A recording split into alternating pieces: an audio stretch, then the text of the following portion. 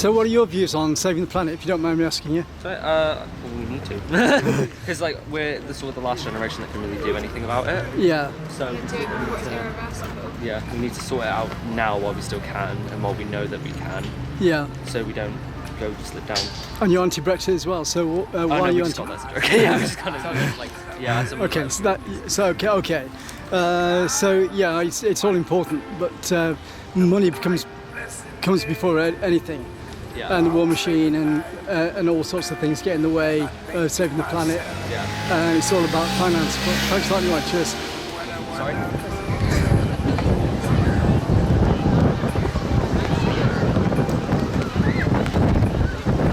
So can I ask you a question? What do you think the answer is to saving the planet? Nuclear is a great one. Heavy investment in nuclear is great. I'm a hardcore urbanist, so Yes. I think public transport over cars in almost any situation. For example, the amount of space wasted and fuel wasted with individual people driving around right now, no need for that.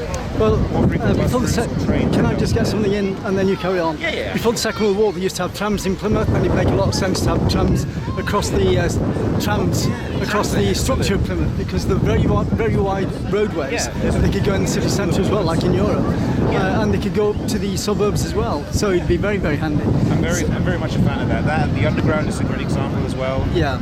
They all bounce off electricity, which people do often say this as a rebuttal, that the electricity generation is dirty, but the EU overall has one of the cleanest average energy mixes. Yes. And on top of that, implementing nuclear as well also fixes that, being the safest, most effective power source. Well, I spend time in Europe, and I find that Britain's behind Europe on a lot of things. I spend a lot of time in Europe, and I find that Britain is behind Europe on a lot of things. Yeah. And then it becomes what's trendy, because a lot of the power in the UK is based around wealth at the top end, and so whilst they're making money at the top end, they're not interested in protecting the planet. Yeah. It's a bit like Trump in America. That's one big criticism I have of government in general, is that it's kind of treated a bit like a celebrity show, when it really should be just a professional resource management job. Yeah. You shouldn't elect people you think you can have a drink with because you think they understand you. You should elect people who should be excellent at allocating Going on to that resources. line, when I was doing my HND meeting from television at the College of Art and Design, they instilled into me, it's not who you know, it's who you drink your gin with. So that's exactly what you're saying. Yeah. Everything in the UK is about who you socialise with, and it's everybody scratching each other's back. It certainly is in Plymouth. Yeah, it's ridiculous. I don't think people are very well suited to making decisions like that anywhere. No, because they've got the bar experience, but they haven't got the life experience. So I spend all my time outdoors and socialising with people. On top of that, I'd say people just don't have the processing power to manage that kind of thing effectively, no matter how many layers of committees you stack on top of each other. Yeah. So, yeah. You're a student, are you? Yeah, I mean, you can see where I've started to read a bit too much Isaac Asimov, but Well, you don't necessarily have to read all this information. If you get the life experience, which is what I've got, by being out and about and socialising with people and learning from the real world, then you get a lot more information. Otherwise, it becomes too textbook, and everybody's got their own views and their own agendas behind what they're writing. I mean, to be fair, if we get everyone to agree on one textbook, that would be great for a start. Yeah.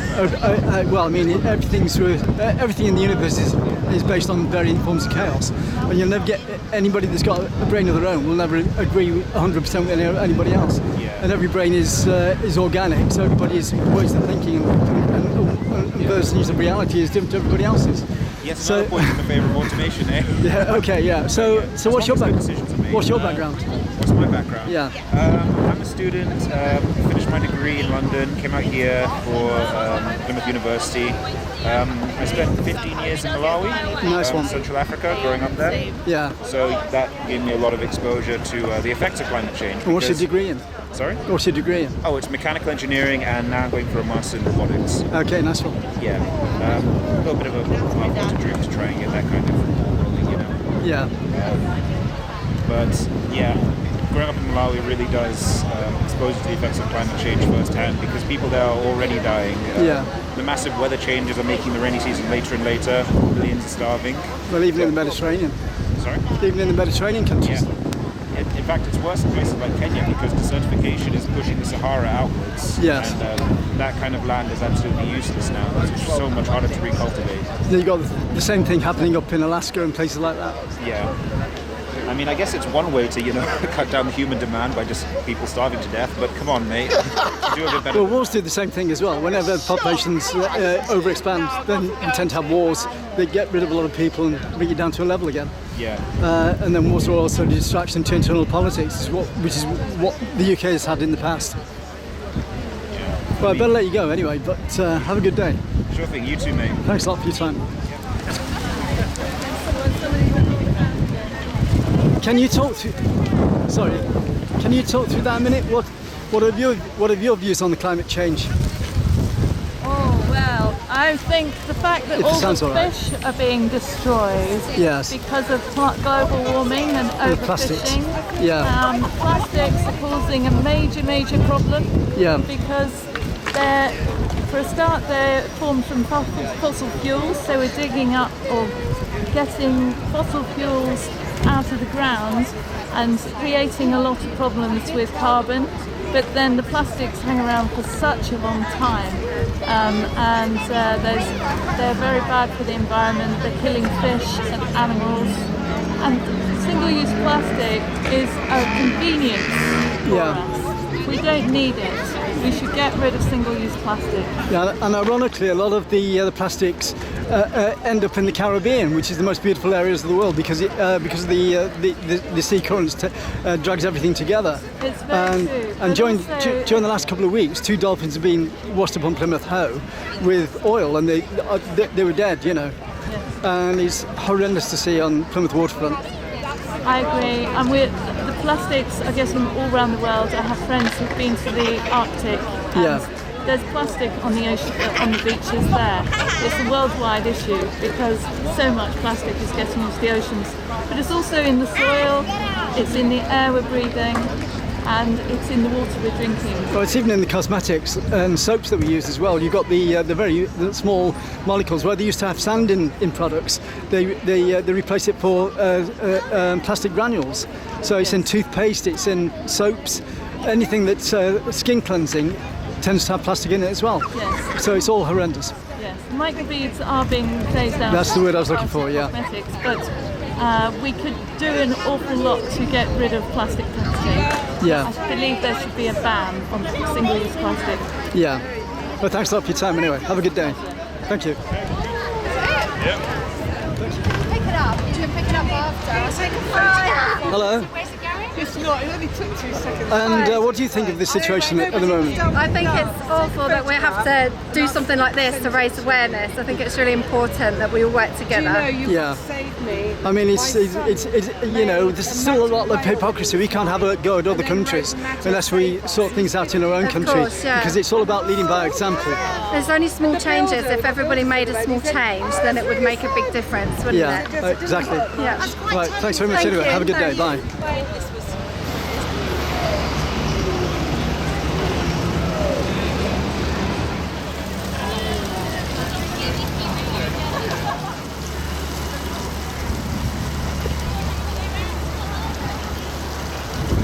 Hello, what are your views on what's happening? If you can talk through the mask. Yes, of course I can. What's happening where? Today or? Oh, well, I mean, what do you think the answer is to saving the planet? I don't think there's any one answer. Yeah. I think there's many answers.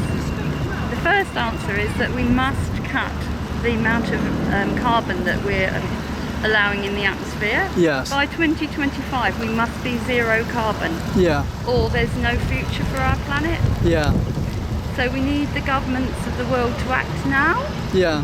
We need everyone in the world to act together. We need them to do it now, because otherwise there won't be. Otherwise there's no future. Well, I mean, Plymouth is a very wide city. It's a great place to have trams, and you would get a lot of the traffic problem from the city, and that would be a fine example to other cities. And you get that in Europe anyway. And before the war, Plymouth did have trams, and I think it'd make a world of difference in the city centre. I'm talking on a Plymouth basis, but you still get an awful lot of pollution being kicked out in the city, because Plymouth is like in a basin with high hills around it. Yes. So in the summer you get a lot of air pollution that's stuck in the city from the chimneys that are put in the suburbs for the incinerators and things. Yes, that's right. So Are you asking me whether I've got an answer to that? Well, nobody's got the answer. Well, Yes. but everybody can do their bit to reduce it. Well, actually, Instead of thinking of the money. Rebellion as a group believe that we can't make the individuals on the planet responsible entirely. Yeah. We believe, many of us have been campaigning for 10 or 20 years in various groups like Greenpeace Right, okay. to try and change people's habits. Is that who you're with, Greenpeace, when you're saying we? Well, I'm in Extinction Rebellion. Right, okay. And I have been a member of various pressure groups over the years, and I'm an environmental activist. Yeah. So I've been in Greenpeace, I belong to the local environment group Consultat. Yeah. The problem is, it's too late to rely on individual people to change things. We need governments to make the changes. This is an emergency and we need emergency action. Well, it's also a supply and demand thing. If people stop buying the products that are causing the pollution... Yes, but there's not time for that. No. This is an emergency. We need a World War II form of government where we put emergency plans into action. We haven't got time to wait. Well, too busy trying to sort out their own problems at the moment. Of course, and that's just a distraction from what our planet faces, an emergency. Well, wars have been a distraction in the UK before to disguise the internal problems. Exactly. But we are in an emergency situation. 99% of the world's climate scientists agree that climate change is caused by humans. So we have 99% of the world's scientists agree, and we know that the scientists have underestimated the effects of climate change, and now they're coming and saying that actually it's happening a lot quicker than even scientists thought would happen. Well, it's very dangerous when you get people like Trump in denial. Yes, it's very depressing when we have to deal with people like Trump and the situation in Brazil. Yeah. It's very easy to have a council of despair and just get depressed and feel that there's nothing you can do. Yeah. Unfortunately, if we all did that, we definitely are going to No, it's just go down thinking your way the through hole. it. Yeah, okay. So we do actually all need to come out, act now, get the governments of the world to work together for our future. I mean, I'm 58. Yeah. I probably won't live to see the worst of the climate change crisis, but I've got children, I've got grandchildren. Yeah. They're the ones I'm here for today. Okay, thanks a lot for your time anyway. Cheers, thank you. I see trees of green, red roses too. I see them bloom for me and you. And I think to myself, what a wonderful world.